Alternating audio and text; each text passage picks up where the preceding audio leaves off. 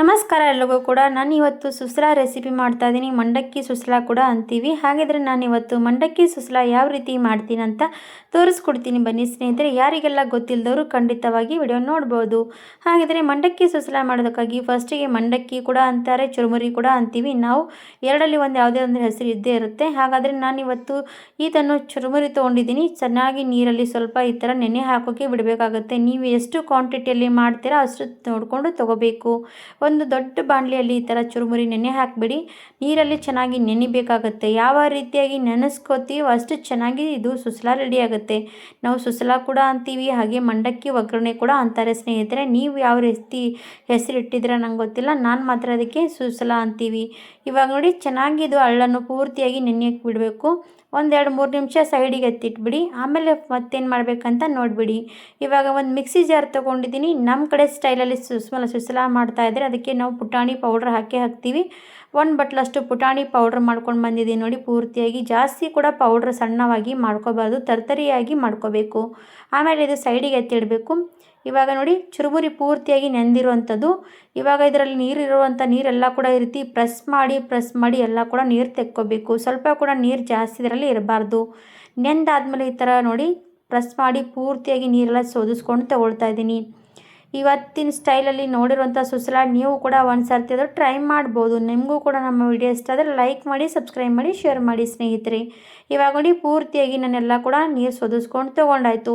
ಇದನ್ನು ಇವಾಗ ನೋಡ್ಬೋದು ಎಷ್ಟು ಕ್ವಾಂಟಿಟಿಯಲ್ಲಿ ನಾನು ಮಾಡ್ತಾಯಿದ್ದೀನಿ ಅಂತ ತೋರಿಸ್ತಾ ಇರುವಂಥ ರೀತಿ. ಇವಾಗ ಈ ಪೂರ್ತಿಯಾಗಿ ಎಲ್ಲ ಕೂಡ ಸುಸ್ಲಾದಲ್ಲಿ ನಾನು ಇವಾಗ ಪೌಡ್ರ್ ಮಾಡ್ಕೊಂಡಿರೋಂಥ ಪುಟಾಣಿ ಕಾಳು ಪೌಡ್ರ್ ಇದರಲ್ಲಿ ಹಾಕ್ತಾಯಿದ್ದೀನಿ ನೋಡಿ. ಆಮೇಲೆ ಮೇಲಿನ ಸ್ವಲ್ಪ ಕೊತ್ತಂಬರಿ ಸೊಪ್ಪು ಹಾಕ್ತೀನಿ. ನಾನು ಇದೇ ರೀತಿಯಾಗಿ ಮಾಡುವಂಥದ್ದು. ಇದು ಮತ್ತೆ ಸೈಡಿಗೆ ಎತ್ತಿರಬೇಕು. ಮತ್ತು ಈ ಕಡೆ ಒಂದು ಕಡೆ ಬಿಸಿಗೆ ಇಟ್ಕೊಂಡಿದ್ದೀನಿ. ಅದರಲ್ಲಿ ನಾನು ಇವಾಗ 3 ಚಮಚದಷ್ಟು ಎಣ್ಣೆ ಹಾಕ್ತಾಯಿದ್ದೀನಿ. ಸುಸ್ಲಾ ಅಂದರೆ ಸ್ವಲ್ಪ ಎಣ್ಣೆ ಚೆನ್ನಾಗಿರಬೇಕು, ಆವಾಗಲೇ ನಮ್ಮ ಸುಸ್ಲಾ ಪರ್ಫೆಕ್ಟಾಗಿ ಟೇಸ್ಟಾಗುತ್ತೆ. ಇವಾಗ ಎಣ್ಣೆ ಬಿಸಿ ಆದಮೇಲೆ ಅದಕ್ಕೆ 1 ಬಟ್ಲಷ್ಟು ಶೇಂಗಾ ಕಾಳನ್ನು ಹಾಕ್ತಾಯಿದ್ದೀನಿ.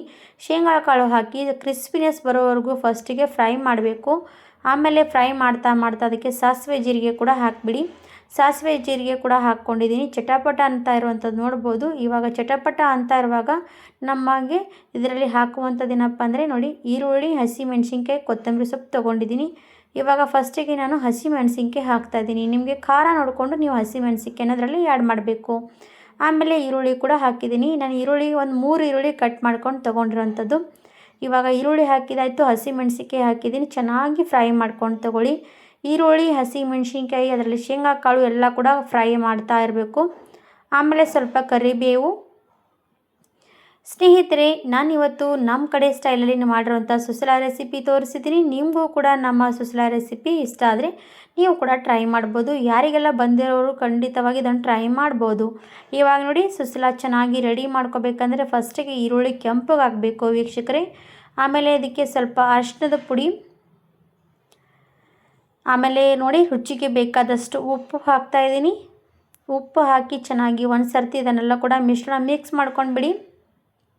ಪೂರ್ತಿ ಈರುಳ್ಳಿ ಕೆಂಪಗಾದ್ಮೇಲೆ ನಾನು ನೆನೆ ಹಾಕಿರುವಂಥದ್ದೆಲ್ಲ ಕೂಡ ಚುರುಮುರಿ ಎಲ್ಲ ಇದರಲ್ಲಿ ನೆನೆ ಹಾಕಿರುವಂಥದ್ದು ಹಳ್ಳು ಇದರಲ್ಲಿ ಹಾಕ್ಕೊಂಡು ಮಿಕ್ಸ್ ಮಾಡಿದ್ರೆ ಟೇಸ್ಟಿಯಾಗಿರುವಂಥದ್ದು ನೋಡಿ.